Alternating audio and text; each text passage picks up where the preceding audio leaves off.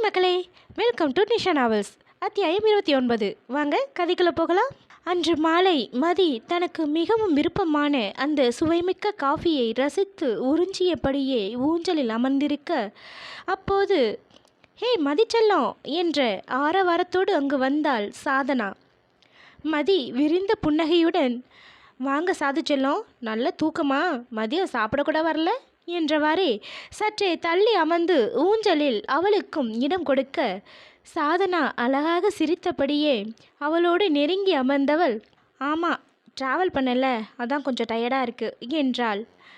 சரி, காஃபியா டீயா சொல்லு, எடுத்துகிட்டு வரேன் என மதி எழுந்து கொள்ள, இப்போ இதுவே போதும் மதி என்றவாறே எவ்வித தயக்கமும் இன்றி அவள் குடித்து கொண்டிருந்ததை வாங்கி கொள்ள மதி ஆச்சரியமாக கண்களை விரித்தாள்.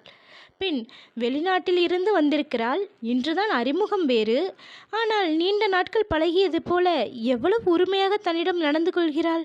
சாதனா மதியின் திகைப்பை சரியாக கணித்தவளாக, மதி ரொம்ப யோசிக்காத, எனக்கு உன்னை பார்க்கும்போது புதுசாக பழகிற போலவே இல்லை, ஏதோ வருஷ கணக்கில் நாம் பழகின மாதிரி இருக்குது, அதான் இந்த உரிமையெல்லாம் என்று சொல்லி புன்னகை செய்ய, மதிக்கோ இன்னும் ஆச்சரியமாக இருந்தது. பின்னே இதுவரை தயா ஒருத்தன்தான் தன் முகத்தை வைத்தே தான் என்ன நினைக்கிறேன் என்பதை சொல்வான். ஆனால் இவளும் அவன் போலவே இருக்கிறாளே என்ற எண்ணம் அவளுக்குள் வராமல் இல்லை. ஓய் மதி, என்ன நீ அப்பப்போ வேற உலகத்துக்கு போயிடுற என சாதனா கேலி செய்ய, மதி லேசாக சிரித்து, அதில் சாதுகுட்டி, அப்படியே உன் அத்தான மாதிரியே பேசுகிற, அதை தான் நினச்சேன் என சொல்ல, சாதனா அவள் கூற்றை ஏற்றுக்கொள்வது போல மெல்ல புன்னகைத்தாள். பின் இருவரும் ஏதேதோ பேசிக்கொண்டிருக்க இரவு பொழுதானது. அந்நேரம் வீட்டின் வாசலில் வந்து நின்ற காரிலிருந்து இறங்கினர் தயாவும் பாலாவும். அவர்களை கண்டு மதியும் சாதனாவும் எழுந்து வர, தயா மதியைத்தான் பார்த்திருந்தான். ஏனோ வழக்கத்தை விட அவளின் முகம் ஏதோ ஒரு விதத்தில் சந்தோஷமாக இருப்பது போல உணர்ந்தான். அதற்கான காரணத்தையும் அருகில் இருந்தவளை பார்த்து கண்டு கொண்டான். இருப்பினும் அவனது மனம் முரண்டு பிடித்தது. ஏனெனில் அவளின் மகிழ்ச்சி என்னை கண்டு வரவில்லையே என்ற ஆதங்கம்தான். அன்று அவளின் வார்த்தைகளில் தன்னை மீறி அவளை இறுக கட்டி அணைத்ததும் மறுநொடியே அவள் அவனிடமிருந்து சட்டென விலகி நிற்க அந்த நொடி வலியை அனுபவித்தவனாயிற்றே.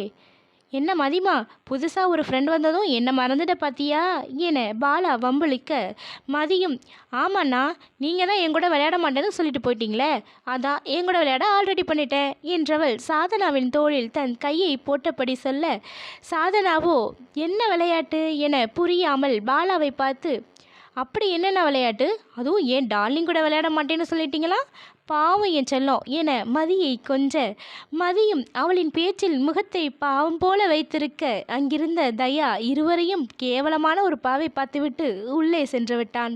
பாலா அடக்க முடியாமல் சிரித்தபடி, சாதுக்குட்டி, அவளோட விளையாட்டு என்ன தெரியுமா என இதுவரை அவள் தன்னையும் நகுலையும் படுத்தி எடுத்ததை சொல்ல, சாதனாவோ வயிற்றை பிடித்து கொண்டு சிரித்தாள்.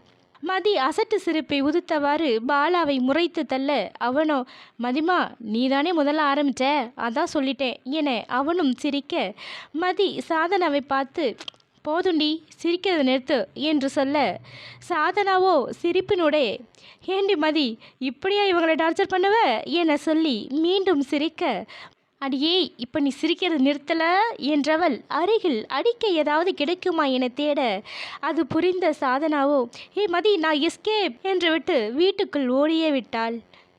அதை கண்டு பாலா சிரித்து விட, மதி பாலாவை இடுப்பில் கை வைத்து முறைக்க, சட்டென பாலா வராத ஃபோனை காதுக்கு கொடுத்து ஏதோ பேசியபடியே உள்ளே சென்றான்.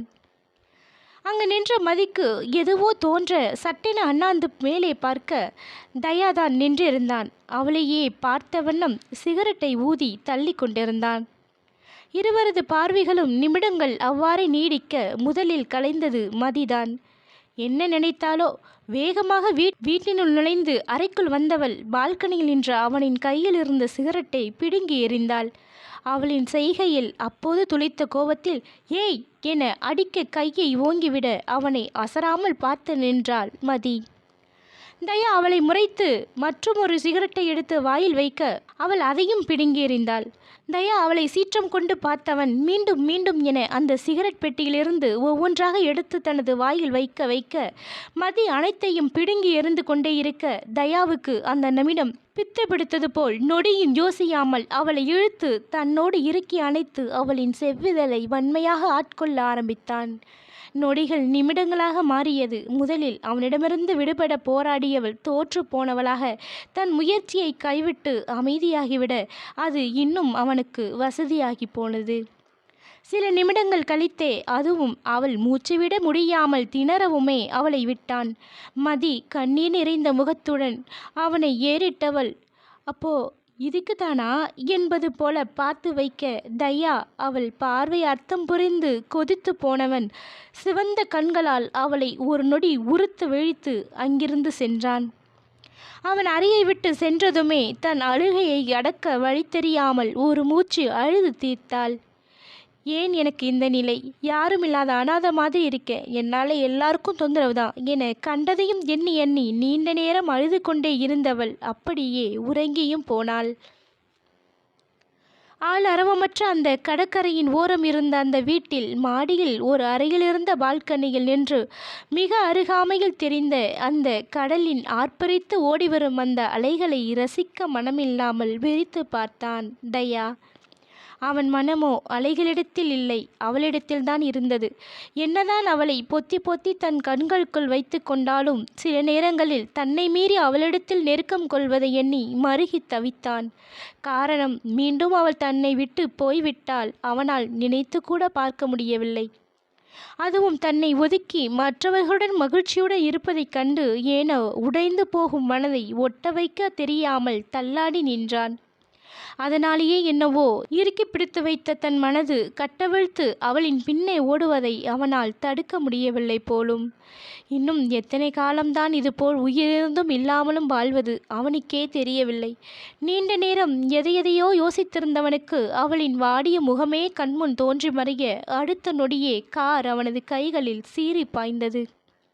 தனது வீட்டிற்கு வந்தவன் இரண்டு படிகளாக தாவி நேரே அறைக்குள் நுழைந்தவன் கண்டது அழுதழுது வீங்கிய முகத்தோடு அவள் உறங்குவதைத்தான்.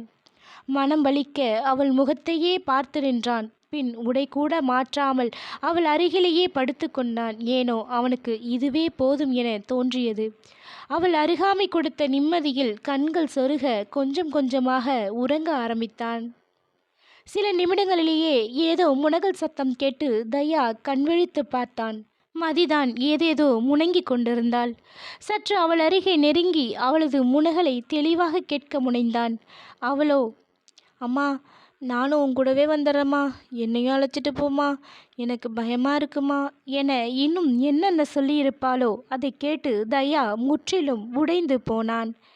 தானாகவே அவனது கை மெல்ல அவளது சிகையை கோதிவிட்டது. அவனது இந்த ஸ்பர்சத்தில் அவளது முனகள் நின்று ஆழ்ந்த உறக்கத்திற்கு சென்றாள்.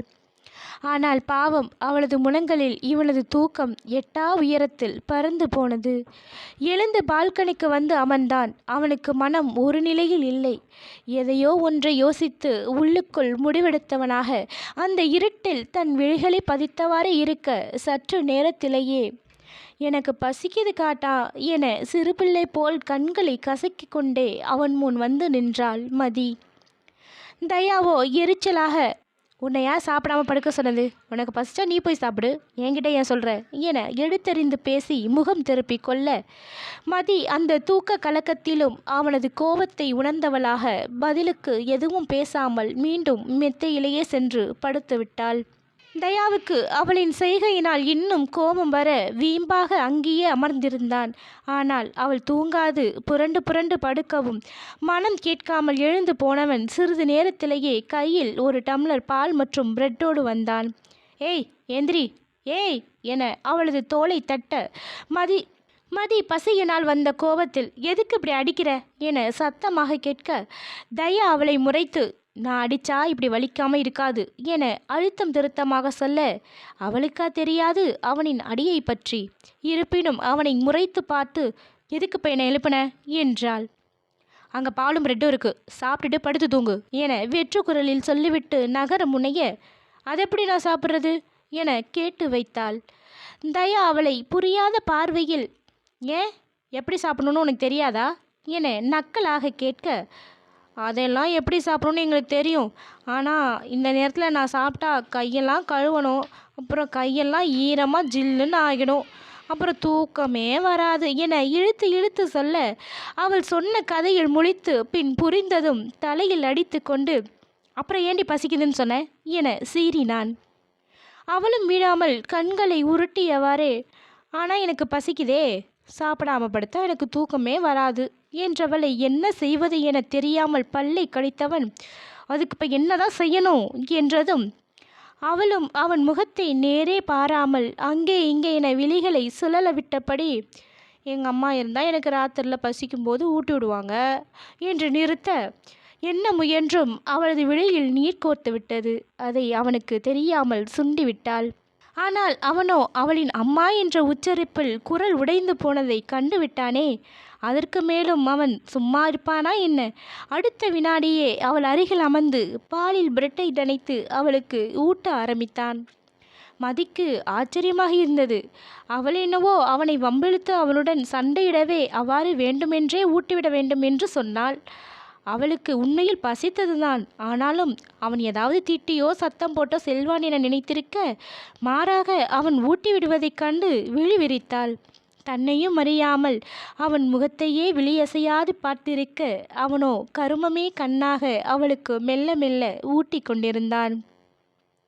மதி அந்த பாலை குடித்து முடித்ததும் தயா எழுந்து கொள்ள, மதி சற்று தயக்கமாகவே, காட்டா கொஞ்சம் நேரம் உன் மடியில் படுத்துக்கவா என்றதும் தயா அவளின் கண்களுக்குள் கூர்ந்து பார்த்தான்.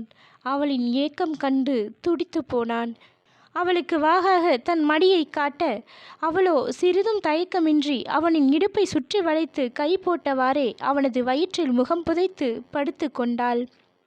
அவளின் செய்கையில் முதலில் அதிர்ந்து பின் சின்ன சிரிப்பு தோன்ற அவளின் தலையை வருடியபடி சாய்ந்து அமர்ந்தான். அந்த நிமிடம் அவனுக்குள்ளே அப்படியொரு நிம்மதி எழுந்தது.